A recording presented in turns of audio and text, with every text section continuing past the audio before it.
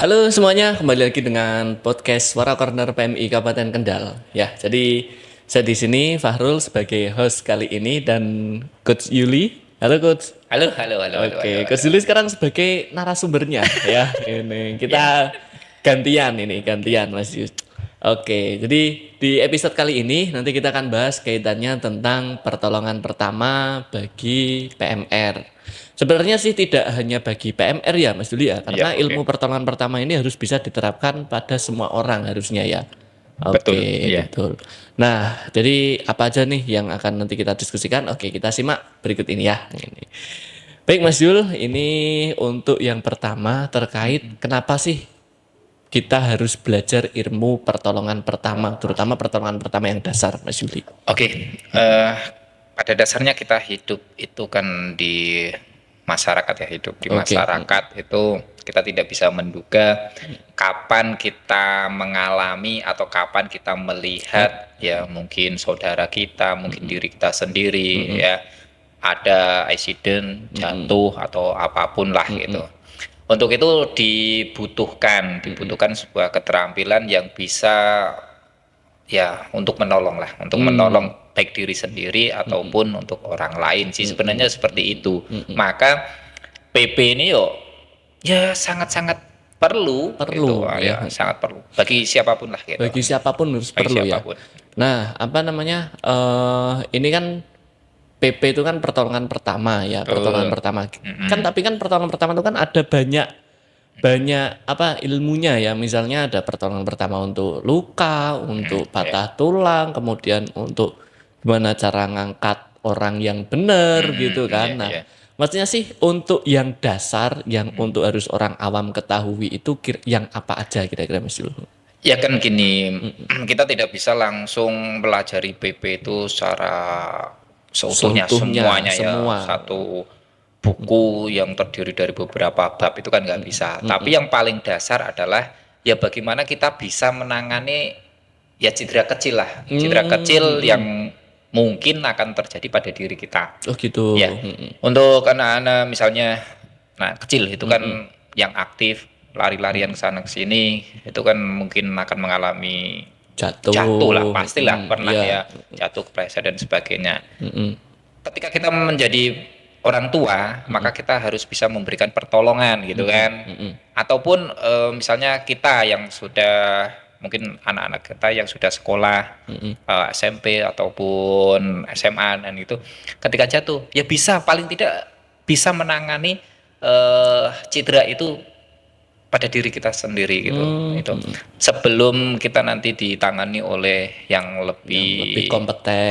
kompeten Ya. itu paling tidak kita bisa lah kita bisa menangani cedera yang ada gitu Oke. sehingga Jadi tidak akan terjadi cedera yang lebih parah parah atau mungkin gitu. cederanya jadi lebih parah atau mungkin malah nggak sembuh-sembuh gitu ya Ya Mas gitu Yuli ya. ya ya ya ya Baik, gitu. jadi ternyata memang ilmu pertolongan pertama ini memang pentingnya seperti itu ya. Nah, ini menurut Mas Yuli sendiri nih. Ya. Menurut Mas Yuli, pertolongan pertama kita mempelajari ilmu pertolongan pertama itu sulit atau mudah?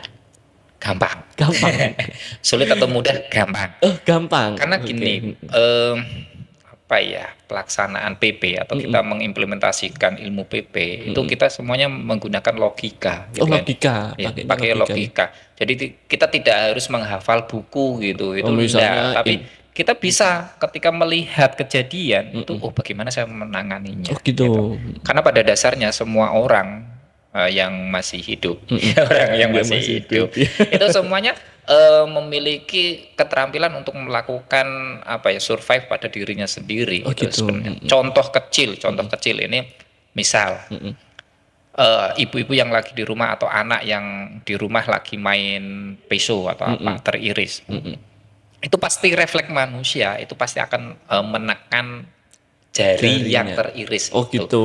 Lah padahal itu secara medis itu juga sudah benar pertolongannya Oh, gitu loh. pertolongannya itu bener. Iya, secara refleks ditekan langsung atau mungkin mohon maaf, mungkin ada yang apa yang Dimut, masukkan ya dimut. dimut ya masukkan jari ke mulut dan sebagainya. Ya. Itu adalah bagian untuk apa ya penanganan cederanya itu sebenarnya. Tapi kan banyak yang tidak tahu itu Iya. sudah melakukan sesuatu pertolongan pertama kan gitu. Tapi kadang kan ada yang gini, misalnya Mas Juli nih, Ya. apa namanya kalau di desa-desa, pelosok-pelosok gitu, misalnya kalau orang yang keiris peso itu kadang ada yang penangannya, oh ini dikasih apa namanya getah pohon atau ini Ya. dikasih yang namanya apa namanya bekicot Iya. begitu. Misalnya kan kadang kan ada yang seperti itu. Nah, Ya. padahal itu tuh kalau menurut ilmu pertolongan pertama itu sudah sesuai atau bagaimana Ya. maksudnya?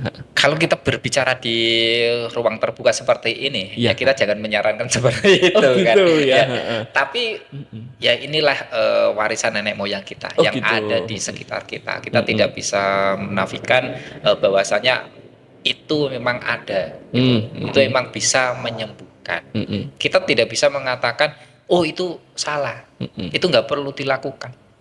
Tapi di masyarakat kita itu dilakukan dan itu bisa menyembuhkan gitu. Maka kita tidak bisa apa ya istilahnya, kita jangan lakukan Mengecap itu ini gitu. mengecap ini enggak ini. Tapi secara medis itu memang kalau bisa ya jangan Jangan. itu kalau secara medis ya, kalau Iya, secara medis. Tapi ya kita tidak menutup mata kita juga di lingkungan kita emang masih ada gitu. Kadang kan gini apa namanya itu biyen jare mbahku dingenekke, jare mbahku Iya. dingenekke gitu loh Betul, maksudnya ya. loh Mas Lia. Ya. Ya. Terkadang memang ada mitosnya Mas. Terkadang ada mitosnya ya, tapi terkadang ya memang benar adanya Oh iya gitu. begitu ya. Kita harus bisa memilah mana yang mitos, mana yang memang bisa dilakukan gitu. Tapi tetap kalau misalnya sesuai anjuran medis ya kita tetap sesuai dengan SOP-nya ya. Ya, Misalnya betul. kalau ada luka berarti harus di apa namanya bersihkan dulu atau gimana tuh berarti Mas? Kalau memang perdarahan, contoh kecil ya, kalau Iya. memang perdarahan ya sebelum kita membersihkan ya kita tekan langsung. Oh tekan langsung dulu. Tekan langsung dulu, Biar darahnya terkendali. oh terkendali berarti Dulu. Fungsi kita melakukan pertolongan pertama itu bukan menghentikan perdarahan ya, tapi kita mengendalikan terlebih dahulu, bukan mematikan ya, mematikan dalam arti sel yang ada di selanjutnya gitu kan. Misalnya ini teriris, kemudian kita patenkan mati, kemudian sini nggak teraliri Iya. darah, maka itu malah salah Oh, gitu gitu. kan. Ya, tapi kita hanya mengendalikan perdarahan itu supaya darah ini tidak terus Mengalir, mengalir oke. gitu. Pertama adalah tekan langsung, gitu, tekan langsung. Kemudian kalau memang sudah terkendali, ya baru kita bersihkan. Oh gitu. Percuma kita membersihkan tapi aliran darahnya itu masih ngalir terus kan ya tetap percuma kan, itu tetap ngalir gitu. Tapi kadang gini Mas Juli, misalnya Iya. di anak-anak kecil itu misalnya luka itu wah main apa namanya main di sungai misalnya tiba-tiba terluka gitu nggak langsung tapi langsung aja ditutup hancaplas gitu misalnya atau tutup plastik misalnya gitu. Kita pakai itu udah bener atau gimana ya? Sebenarnya ya nggak masalah ya, dalam arti kan memang itu juga bagian dari penanganan cedera perdarahan kan itu kan. Walaupun tadi saya mengatakan yang pertama adalah tekan langsung ya, tekan langsung untuk mengendalikan perdarahan. Kalau sudah terkendali tidak keluar baru kita bersihkan dan kita tutup. Nah, tutup ini juga bagian atau urutan dari penanganan cedera tadi gitu. Ya, tidak masalah. Dengan ditutup itu kan juga bagian dari penekanan pada luka. Oke. Gitu, ya. Tapi tetap nggak masalah ya. Nggak Yang masalah, penting nggak masalah. Memang pertama-pertama kalau misalnya ada perdarahan adalah mengendalikan perdarahan ya. begitu ya. Nah, sekarang kalau misalnya apa namanya untuk tingkatan yang PMR ini, PMR kan apa namanya tingkatan untuk remaja. Ya. Remaja. Nah, sebenarnya kalau sesuai dengan kurikulum untuk remaja itu maksudnya. Nah, untuk remaja itu maksudnya yang pas itu terkait untuk pertolongan pertama itu materinya yang apa aja? Ya. Kalau PMR ya, sekali lagi PMR ini tingkatan dari SD, kemudian SMP maupun SMA, SMK kan itu kan. Mula, madya dan Wira. Gitu. Nah, ini sudah punya pedoman yang dinamakan kurikulum ya, yang dinamakan kurikulum PMR. Di situ sudah muncul. Yang ditekankan pada pelatihan PMR ya, pertolongan pertama pada PMR itu adalah kejadian-kejadian real yang memang sesuai dengan usianya dan yang ada di lingkungan sekitarnya. Oh gitu. Jadi anak PMR jangan dicekoki dengan permasalahan-permasalahan atau kasus-kasus yang terjadi di misalnya alam bebas, kemudian di jalan raya, kecelakaan di jalan raya dan sebagainya. Anak PMR belum sampai sana gitu loh. Jadi biarkan anak PMR itu berkembang ya, melakukan keterampilannya itu di lingkungan anak tersebut itu. Jadi kasus-kasusnya yang kita berikan itu adalah kasus-kasus yang memang ada di lingkungan Sekolah. sekolah gitu. Lingkupnya terbatas ya berarti ya. Terbatas. Maka yang kita berikan adalah yaitu penanganan-penanganan yang sederhana. Oh, yang sederhana. Iya, seperti contohnya ya mimisan, Mm-mm. pingsan, Mm-mm. kemudian perdarahan. Perdarahannya pun yuk jangan dibayangkan anak SMP, SMA itu dikasih kasus misalnya perutnya itu bocor gitu, Oh, kemudian sampai. darahnya wah sampai Mm-mm. banyak keluar. Itu jangan sampai ke sana. Ya, Hmm. jangan sampai ke sana.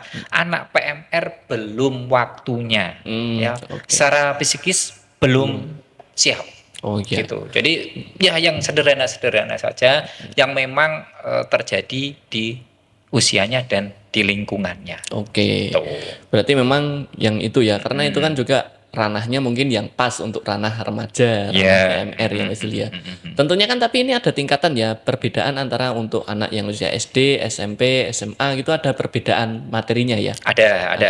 Itu ada walaupun ya hanya sedikit lah dalam arti gini. Untuk anak mula SD itu kan paling tidak kita baru ngasih pengertian, kemudian fungsinya gitu ya. Tidak harus mengimplementasikan dalam melakukan pertolongan gitu. Dan nanti kita naik ke tingkat gitu kan, naik ke tingkat ke madya. Madya Madya. baru kita nanti berikan pembelajaran bagaimana membantu ya, membantu menolong temannya gitu. Kemudian kalau wira bisa mengaplikasikan di lapangan itu lebih jauh lagi. Kemudian tingkatan materinya pun ada sedikit berbeda. Oh gitu. Mungkin nanti untuk wira bisa ditambah dengan bagaimana ketika melakukan pertolongan henti nafas Oh, gitu. gitu. Tapi belum sampai RJP lah ya. Oh iya. Belum sampai RJP karena untuk kurikulum yang sekarang itu untuk wira itu tidak ada yang namanya RJP. Tapi kalau hanya untuk sekedar apa pengetahuan, informasi dan sebagainya, Boleh. no problem, Oh, boleh. tidak masalah ya. Oke. Gitu. Tapi jangan dipaksakan loh ya. Oh ya. Anak PMR mungkin diajak membantu bencana. Mereka yang terdepan itu jangan. Jangan. Ya. Oh, ranahnya beda. Ranahnya beda. Ya, tribaktinya pun berbeda. Oh ya. Ya, misalnya anak PMR ya, paling tidak wira lah yang sudah wira. Bagaimana ketika terjadi bencana kita bisa melakukan pertolongan? Bukan langsung di lapangan loh ya. Tapi mungkin bisa menggalang donasi atau apa baik. Misalnya kalau memang dibutuhkan baju atau pakaian yang masih pantas atau mungkin donasi dana mungkin ya lah, seperti itu. Itu tugasnya tribaktinya PMR wira gitu. Bukan langsung di lapangan. Karena PP-nya PMR itu untuk mereka sendiri gitu. Gitu ya. Oke. Ya. Tapi kalau di PMR kan nggak hanya belajar tentang pertolongan pertama aja ya Mas Yul ya. Betul, Oke. ya. Ada materi-materi yang lainnya berarti ya. Berarti kan tidak hanya PMR itu harus PP gitu, enggak ya berarti ya. Enggak ada tuntutan yang seperti itu ya Mas. Enggak. Karena pada dasarnya memang di PMR itu ada 7 materi pokok, Mas. Oh, 7 materi pokok. 7 materi pokok yang memang harus diberikan dan harus mereka terima gitu kan. Oke. Jadi PMR yang memang banyak materinya, luas, dan teman-teman ya harapannya bisa menerima materi itu semuanya. Walaupun memang paling seksi itu adalah materi PP. Materi PP itu paling seksi karena PP itu dimanapun itu pasti akan digunakan, pasti akan dipakai. Dimanapun, siapapun, pasti itu. Di lingkungan pekerjaan juga ya. Iya. Ya, makanya kan tadi saya mengatakan dimanapun oleh siapapun, PP pasti akan digunakan. Karena tidak ada manusia seumur hidupnya itu tidak pernah jatuh, tidak pernah mengalami cedera. Gitu. Pasti ya. Makanya inilah pentingnya kita mengetahui keterampilan PP. Gitu. Ya. Oke, ini kita tadi sudah membahas tentang materi luka misalnya begitu ya Mas Yul ya. Padahal kan kalau yang tadi untuk pertolongan dasar itu kan sekarang kan kita kan lebihnya kan kalau misalnya gini di masyarakat nih, saya bicara di masyarakat atau di luar, misalnya ada kecelakaan begitu, kadang orang itu bingung ini saya harus gimana ngevakuasi atau korban ini kadang nggak berani ya, maksudnya megang Ya. korban aja nggak berani. Padahal harusnya yang harus dilakukan untuk orang awam itu untuk korban itu pertolongan yang paling awal itu yang menentukan banget gitu. Ya. Nah, harusnya bagaimana? Berarti kalau misalnya ada kejadian seperti itu harusnya gimana? Oke, tadi saya mengatakan bahwasanya untuk PMR memang bukan ranahnya atau kita giring ke sana. Iya, Itu bukan ya. Karena secara psikis itu anak PMR belum belum. belum mampu lah gitu ya. Lah wong seperti kita ya, orang yang sudah dewasa aja terkadang ketika ada suatu kejadian, kecelakaan dan sebagainya, kita akan berhenti menolong, berhenti menonton, atau kita akan lari.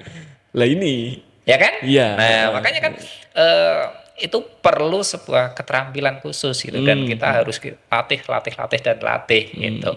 Nah, memang benar dalam arti penentuan pertama itu yang sangat penting dalam menghadapi kecelakaan, itu memang penting sangat ya. Untuk itu ya perlunya pelatihan-pelatihan tentang PP, Mas. PP. Jadi semua orang itu harus belajar tentang pertolongan pertama gitu. Oke. Tapi ya jangan berkecil hati juga, Mas. Dalam arti aku urung duwe keterampilan untuk melakukan pertolongan pertama, tapi aku pengen menolong. Piye carane? Ya kan? Ya, benar. Bisa kok dengan banyak cara gitu kan. Berarti kalau menurut penjelasan Mas Yuli yang tadi, intinya adalah dengan kita berteriak minta tolong, minta bantuan itu sudah termasuk kita memberikan pertolongan, begitu ya? Betul, betul sekali. Jadi menolong seorang korban itu tidak harus kita menyentuh korbannya. Oh, gitu. Ya, tapi kita minta bantuan ke orang lain atau ke masyarakat yang ada di situ, itu sudah bagian dari melakukan pertolongan. Oke. Tuh, ini jadi ya. salah kaprah orang-orang mungkin menolong itu harus nyentuh korbannya. Itu enggak harus, tapi bagian karena protapnya atau SOP-nya dalam melakukan pertolongan itu juga menghubungi bantuan itu Oh, gitu. prioritas pertama. Oke, tapi kalau kadang kan kalau di masyarakat itu kan ada fenomena seperti ini misalnya.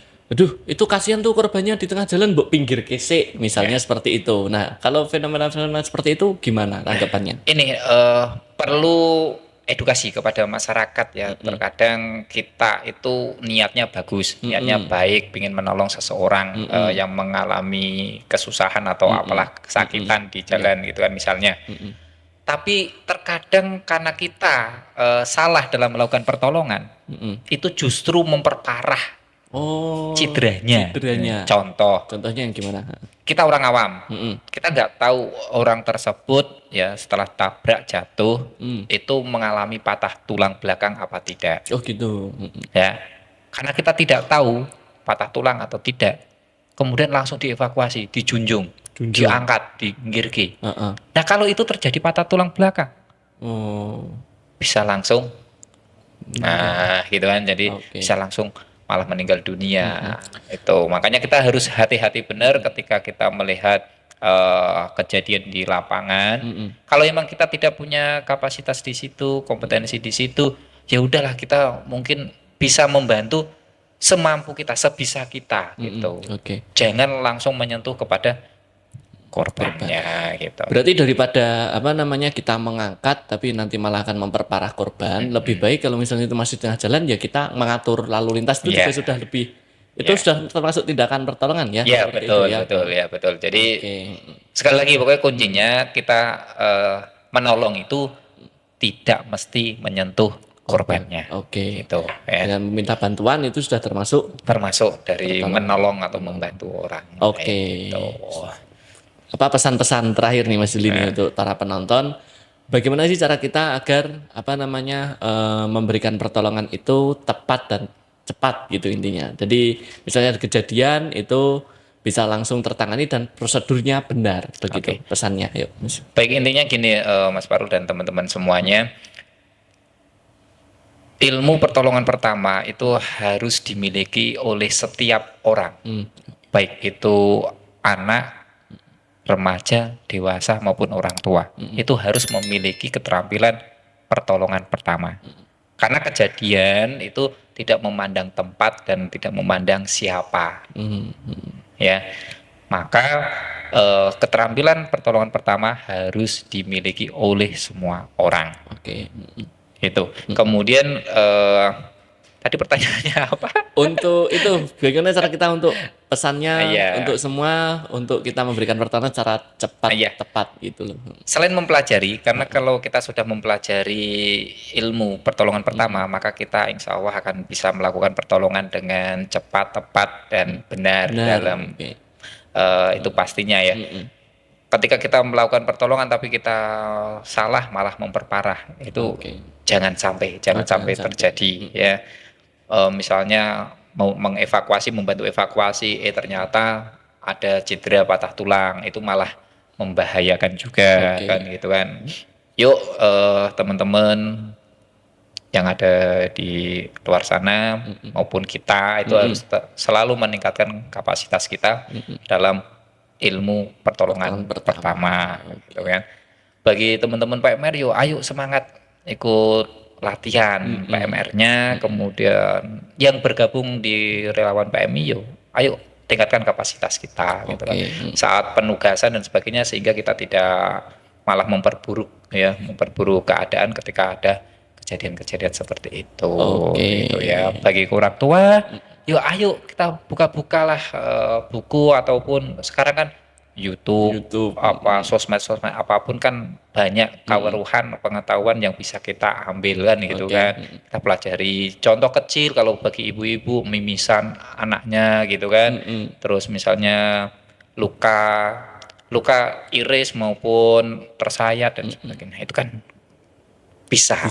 Oke. Yang penting untuk melakukan pertolongan itu jangan panik. Oke. Gitu ya. Kuncinya itu ya Mas. Kuncinya di situ. Jangan panik ya. Selagi panik semampu apapun kita ya, sepinter apapun kita sudah ditunjukkan oleh sertifikasi dan sebagainya, tapi ketika kita panik maka semua yang kita miliki, yang kita tahu itu akan sirna begitu saja. Buyar rasanya. Oke. Jangan panik. Oke, terima kasih pesannya Mas Juli. Jadi begitu teman-teman untuk episode kali ini. Nanti kita akan ketemu lagi di episode selanjutnya membahas lagi yang lebih dalam tentang per materi mungkin ya. Kita akan bahas per materi karena ini baru kulit arinya saja. Oke. Jadi tetap ikuti kami di podcast Suara Corner PMI Kabupaten Kendal. Terima kasih, sampai ketemu lagi di episode selanjutnya. Yuk. Terima kasih Mas Juli. Oke. Thank you.